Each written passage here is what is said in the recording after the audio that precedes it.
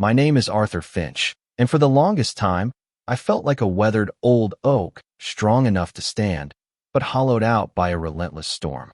My life had been a quiet tapestry, woven with threads of academic pursuits and a deep love for the natural world. I'd taught botany at the local community college for years, finding solace in the delicate resilience of life blooming from soil. My former marriage to Serafina had once been a vibrant part of that tapestry, full of shared dreams and gentle affection. But like a sudden frost, it withered, leaving behind a stark landscape of unspoken hurts and a lingering chill. After the separation, I sought refuge not in grand adventures, but in the quiet solace of my little cottage on the outskirts of Oak Haven. The town itself was a picturesque haven, nestled amidst rolling hills and ancient woodlands, a place where time seemed to slow, and the air hummed with the gentle rhythm of nature. My sanctuary, however, became the unruly patch of earth behind my cottage, a neglected space I resolved to transform. This garden wasn't just a hobby. It was a testament to healing, a tangible manifestation of the order I yearned to bring back into my life.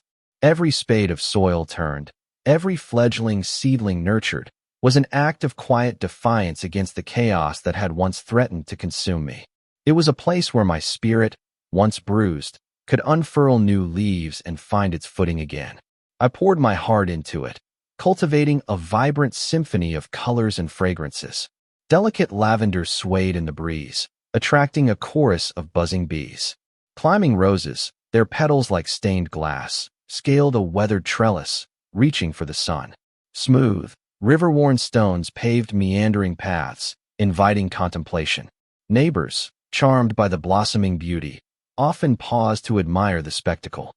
Children, their laughter like wind chimes, would sometimes ask to pose for photographs amidst the towering hollyhocks.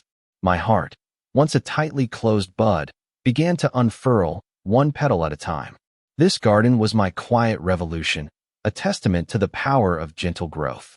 Then, one crisp autumn morning, a discordant note shattered the symphony. Deep, unforgiving tire tracks scored across the tender grass at the edge of my property, a brutal scar on my carefully cultivated peace.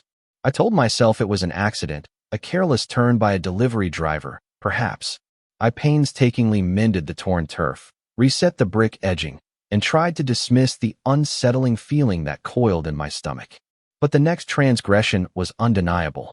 Fresh tracks, deeper and more aggressive, plowed through a bed of fledgling tulips, their delicate heads crushed into the earth. And a section of my newly painted picket fence lay splintered, a jagged wound in the white expanse.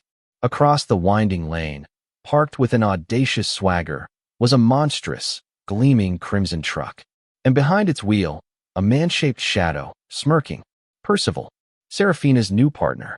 The very man she had, in her own words, chosen because he embodied a robust vitality that I, apparently, lacked.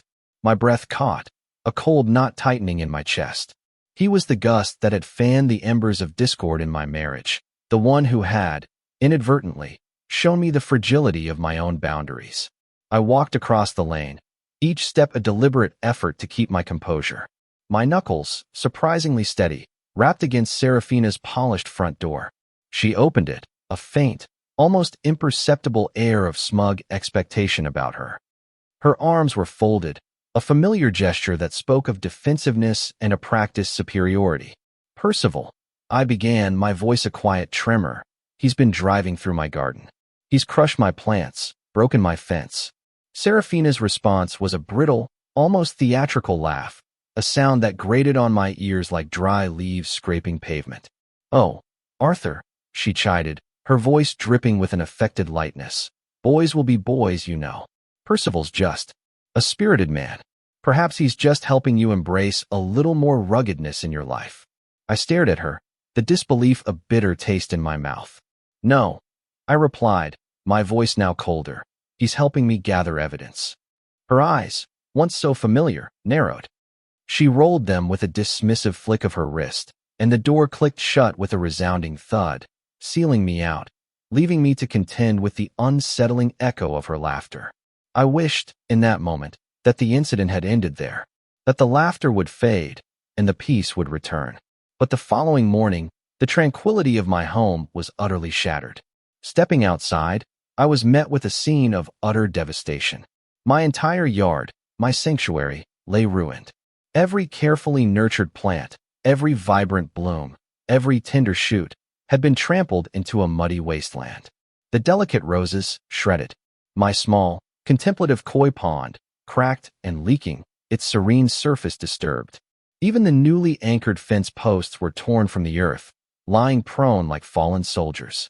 The acrid scent of diesel fumes hung heavy in the air, a pungent reminder of the brutal invasion.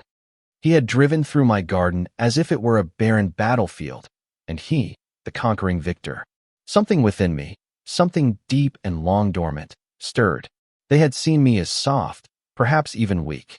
But they had forgotten the quiet strength that lay beneath the surface, the resilience of a life dedicated to understanding the intricate dance of nature, a life that had once navigated the complex currents of a demanding career.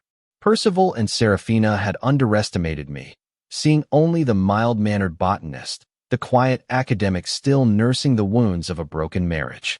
What they didn't know was that before I found my calling amidst the flora, I had delved into the intricacies of environmental preservation and sustainable land management for a specialized private foundation. My work involved designing discreet, yet robust, ecological barriers and monitoring systems to protect vulnerable ecosystems. I had walked away from that world, hoping to embrace a life of gentle growth rather than calculated control. But now, the time for turning the other cheek had passed. The natural order of my world had been violently disrupted, and I felt a primal urge to restore its balance. I took a week's leave from the college, dedicating myself to a new kind of cultivation, the meticulous reinforcement of my property, transforming it into a bastion of quiet defense. No overt displays of barbed wire, no stark, keep-out signs. I wanted Percival to feel a false sense of security, to believe his reckless abandon would continue unimpeded, right up until the moment his assumptions shattered. I began by replacing the splintered sections of my fence. Beneath the unassuming wooden facade, I installed reinforced steel posts, anchored deep within concrete, their strength cleverly disguised. Next, I lined the edges of my driveway and the perimeter of my garden with discreet, pressure-activated deterrents finely crafted, non-damaging ground sensors that would emit a piercing, localized alert upon detecting undue weight. These were designed to retract seamlessly into the earth, invisible to the casual observer, ready to trigger only when his crimson truck dared to violate the boundary again. Then came the installation of motion-sensitive, low-light cameras, strategically hidden amongst the foliage, their lenses focused on the points of previous intrusion. Buried beneath the soil, like the intricate root systems I so admired, were vibration sensors, custom calibrated to detect the specific weight profile of Percival's truck. These sensors would trigger silent alerts only when his heavy vehicle encroached upon my hallowed ground. The final, decisive touch involved a series of small, strategically placed, non-damaging tire deflation devices. These weren't random spikes, but meticulously engineered components, hidden just beneath a thin layer of topsoil on the exact trajectory Percival had repeatedly taken. By Friday evening, my silent network of defense was complete. I sat on my porch, a steaming mug of herbal tea cradled in my hands, outwardly serene, as if it were any other tranquil evening. The lane was quiet, the air still, the neighborhood wrapped in the gentle embrace of sleep. On my tablet, a discreet security app glowed, awaiting its inevitable ping. At precisely 1:24 a.m., the soft chime of an alert broke the silence. Heavy vehicle detected. Right perimeter, zone 3. My heart, though steady, quickened its rhythm. The cameras, now my silent sentinels, painted a clear picture on my screen. Percival's truck, a predatory crimson shadow, creeping down the lane, its lights extinguished, its engine a low, guttural murmur. He was at it again, brazenly confident. I could almost see the self-satisfied smirk on his face. He turned sharply onto my property, as if staking a claim, as if the land were his to command. Then came the sounds, a sudden, sharp hiss, followed by a series of muffled thuds and the unmistakable shriek of tires fighting a losing battle. The truck jolted violently. The front axle dropped with a sickening crunch as it encountered a cleverly disguised, shallow depression I had engineered. His left front tire burst with a concussive pop, the right one shredded on impact, and the entire front undercarriage scraped against the earth, a symphony of destruction. He tried to reverse, a desperate, futile maneuver. Bad idea. The moment his rear wheels engaged, the hidden rear deterrents activated, puncturing both back tires with swift, decisive precision. The truck was now a crippled beast, grounded, leaking fluids, its four wheels utterly ruined.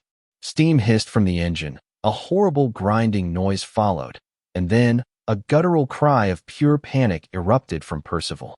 Not just pain, but a raw, unadulterated terror. I calmly rose from my porch swing, donning my worn velvet robe, a sturdy flashlight in hand.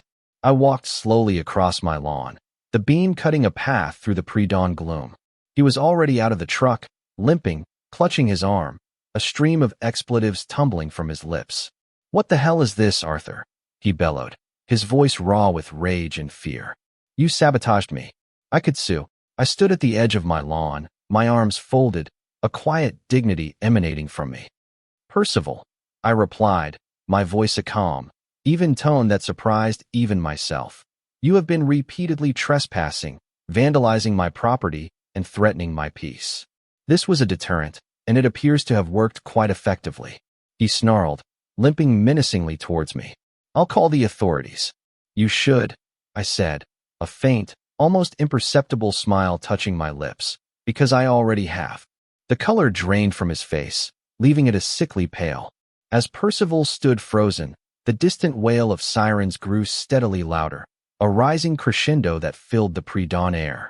He glanced wildly from his mangled truck to me, the dawning realization hitting him with the force of a crashing wave. This was no mere prank. This was meticulously planned, a quiet reckoning. This was justice. I had meticulously prepared for this moment.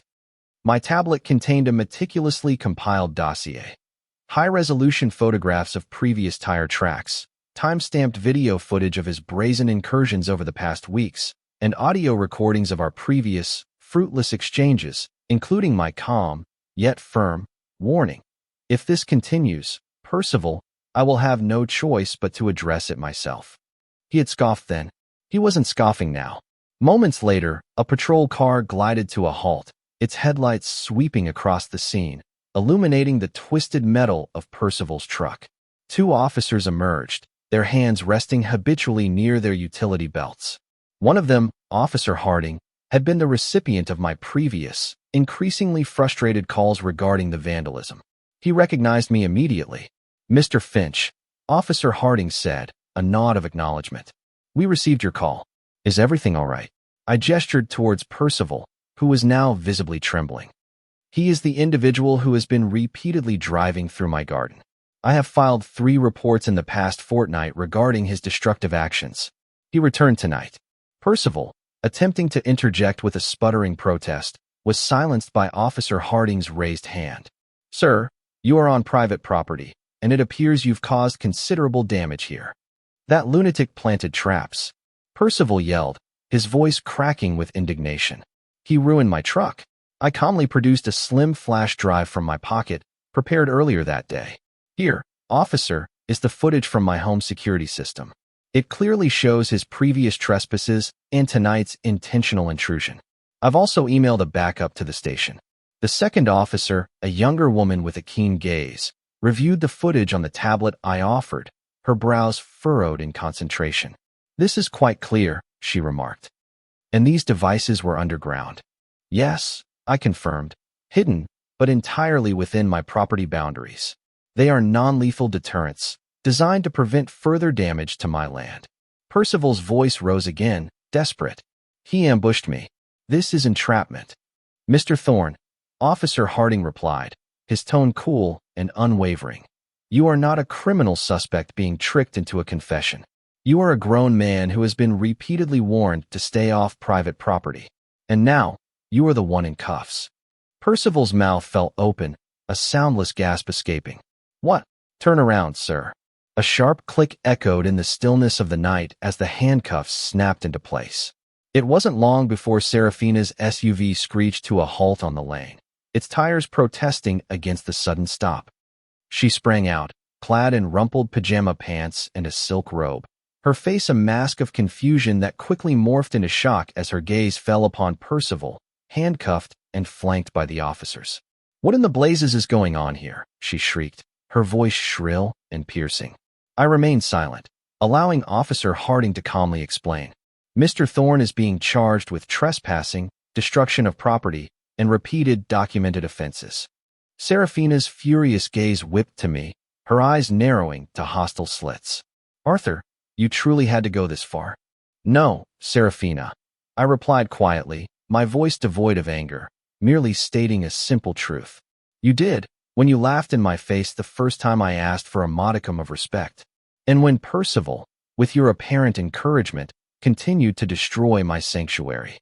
Her face flushed an angry crimson. She turned to Percival, who was now fuming, attempting to argue his way out of the cuffs, looking increasingly pathetic with every word.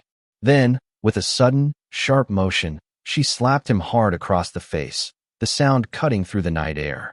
"You said it was just a joke," Percival snarled, rubbing his stinging cheek. "This is all your fault, Serafina. You said he wouldn't do anything." "Wrong," I finally interjected, stepping forward slightly, my gaze steady. "I didn't do nothing. I did everything right." The following morning, the story unfurled through Oakhaven like a sudden gust of wind carrying dandelion seeds. Apparently, one of my early rising neighbors, enjoying a quiet cup of tea on their porch, had filmed the entire arrest and, with the swiftness of modern communication, posted it to a local Oakhaven community forum. The video caption read, "Local botanist's epic defense. Man repeatedly trashes garden. Gets caught in homeowner's brilliant trap." Below, an outpouring of comments, ranging from outrage to admiration, flooded the feed. "Karma at its finest," one read. "A true example of peaceful but powerful boundaries," wrote another. Within hours, the video had garnered thousands of views and was still climbing. Percival spent a rather uncomfortable night in a holding cell. He was released on bail the following afternoon, but not before being officially charged with criminal mischief, aggravated trespassing, and property destruction. Due to my meticulously documented evidence, years of property damage estimates, official complaints, and the damning video footage, the case was not destined to be brushed aside. But the most unexpected consequence arrived on Monday morning. Percival, a mid-level manager at Oakhaven Estates, a prominent local construction firm renowned for its commitment to community values and professional conduct, found his viral notoriety clashing severely with his employer's image. The footage, coupled with his arrest record, did not align with their carefully cultivated reputation.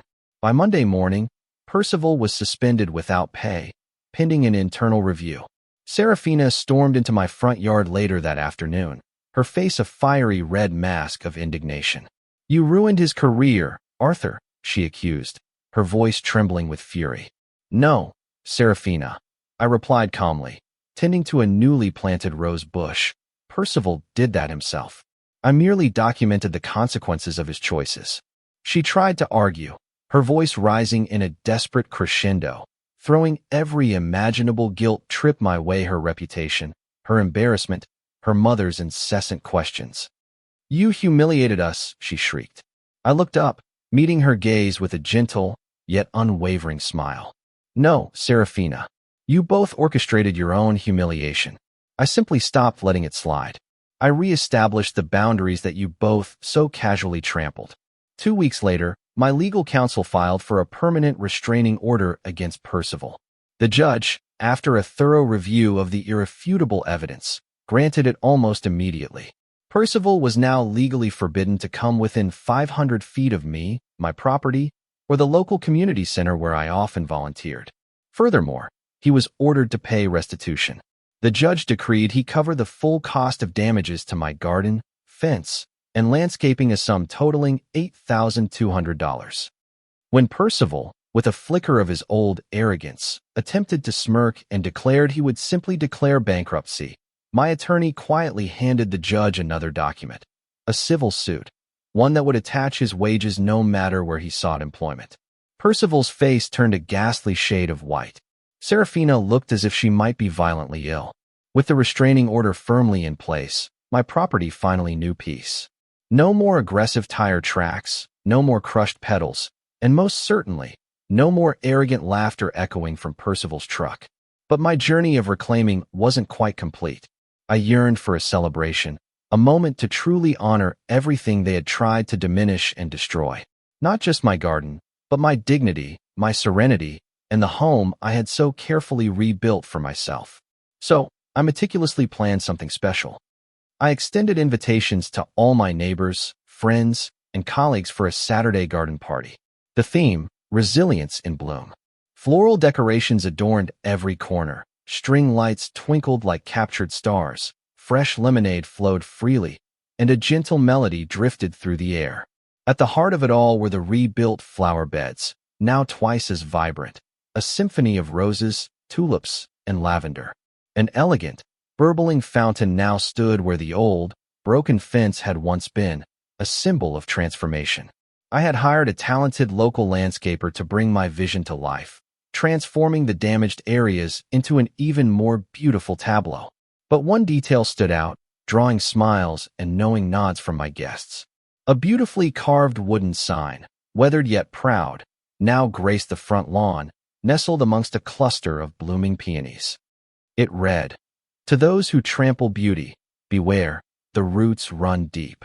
People chuckled softly as they saw it, especially those who had followed the local news and the viral video.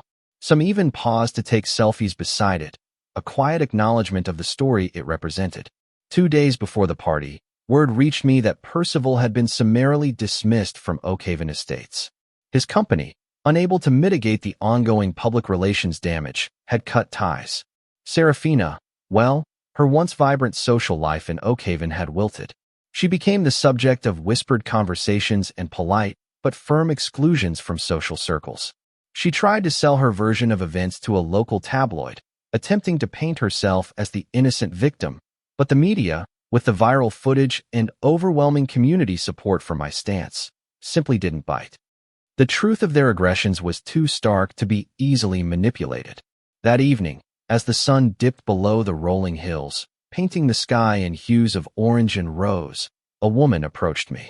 Mid-40s, with kind, luminous eyes and a nervous smile.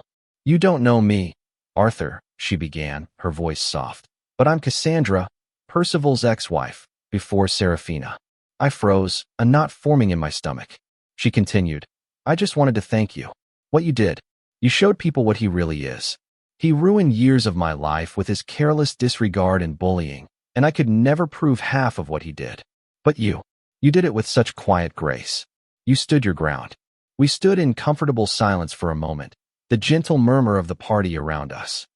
Then, Cassandra added, a small, knowing smile touching her lips, "It's about time someone planted the right kind of seeds." A full year has now passed since Percival's crimson truck last defiled my property. The garden has never looked more magnificent. Every corner thrives with an explosion of color and life, a testament to resilience and unwavering care. Butterflies, iridescent jewels, dance amongst the fragrant lavender bushes, and the weathered wooden sign still stands proudly on the lawn, now a cherished landmark, an iconic symbol of peaceful defiance. Visitors often pause, drawn to its simple message, many stopping to capture its image. The story, in its own quiet way, has become a local legend, a neighborhood symbol of calm, yet resolute justice. But what of the others? Percival never truly recovered professionally. After the ignominious loss of his job due to the viral video, his aggressive behavior, once excused by some as masculine confidence, was now seen for what it truly was: reckless, unstable, and deeply damaging. No company, it seemed, wanted the public relations risk associated with his notoriety. His marriage to Serafina, already a fragile thing built on superficialities, quickly cracked under the immense pressure of public scrutiny and financial strain. Serafina, once so proud of her spirited man, found herself shouldering the escalating bills, the pervasive damage to her own reputation, and a mounting wave of resentment. Within 6 months, she filed for divorce, citing irreconcilable embarrassment as the primary reason. Percival, his bravado finally shattered, moved out of Oakhaven shortly thereafter. Rumor has it he even tried applying to work at a local landscaping company, only to be rejected after the manager, recognizing him from that garden trap video, politely but firmly declined his application. The entire incident changed more than just my life. It became a quiet catalyst for others in Oakhaven to stand up against petty bullies, toxic family members, and passive-aggressive neighbors. The local Oakhaven Council even extended an invitation for me to speak at a community event, asking me to share my experiences on civic pride and peaceful conflict resolution. I smiled at the irony. Most importantly, my relationship with my son deepened in ways I hadn't imagined possible. Every Saturday, he now eagerly joins me in the garden, choosing a new plant to add, his small hands carefully pressing seeds into the rich soil. We laugh, we share quiet moments of connection, and we bond over the miracle of growth. The garden, once my solitary sanctuary, has become our shared space, a testament to life born from ashes. One sun-drenched afternoon, as we knelt amongst the sunflowers, he looked up at me, his eyes wide with a child's innocent wisdom. "Dad," he asked, "do bullies always lose in the end?" I knelt beside him, gently patting the rich earth from my hands. "Eventually, my son," I replied, my voice soft but firm.